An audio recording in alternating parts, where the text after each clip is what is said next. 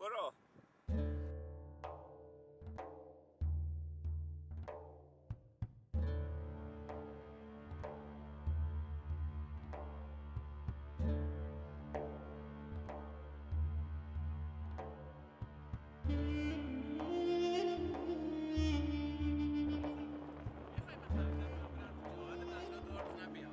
هر کار دوست داری بکنید یعنی من نوکریت میکنم معلم چون چیزی برای من مهمتر از عشق نیست و نخواهد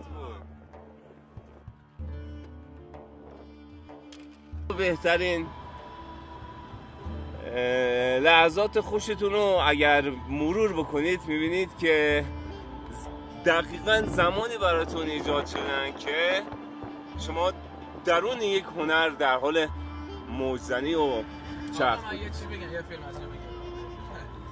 آقا اینجا یه قلعه دیدبانی ساسانی بوده، ملت دنبال گنج بودن، اومدن تیک باری کردن. آقا از این کارا نکنین.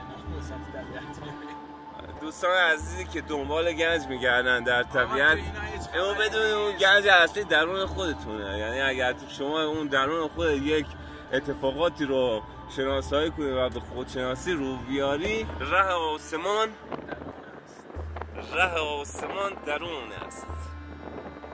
پر عشق را به جنبان، پر عشق چون قوی گشت غم نردبان نماند.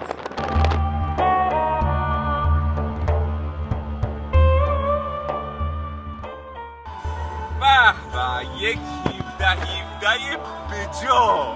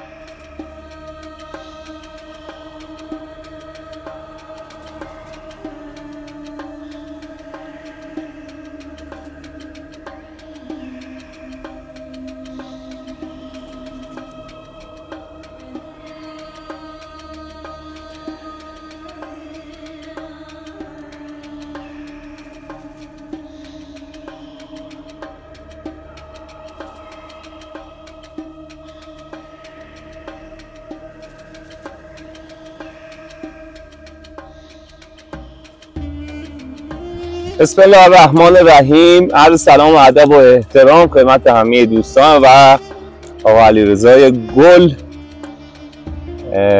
چک میکنیم میکروفون و اینا رو که انشالله همه چی درست باشه و میریم در خدمت داداش علیرضا باشیم و برنامه رو شروع بکنه. دایی علی بسم الله. درود به همه عزیزان و فالوورای عزیزم و همه رفقا. آقا دیگه همه دیگه بیشتر دوست داشتم یه مقدار صحبت کنم باهاتون راجع به خودم، زندگی، مسیر زندگی، تجربه هایی که دارم، اتفاقاتی که در گذشته افتاده، اتفاقاتی که الان داره میفته، سفرهایی که قراره برم، جاهایی که قراره ببینم. میخواستم درد دل کنم، صحبت کنم و اینا رو تو پادکست ها منتشر کنم. پادکست ها رو هم داخل تلگرام میذارم، هم تو کست باکس میذارم. دم شما گرم. راجع به خودم و طبیعت و زندگی و همه این مسائل و بعد ببینیم چی پیش میاد در لحظه. بیشتر دوست دارم صحبت کنم. چیزی که الان در حال حاضر پیش اومده اینه که ما دوستان اینجا هستیم و شما اونجا و شما دوست دارید اینجا باشید ولی نمیتونید اینجا.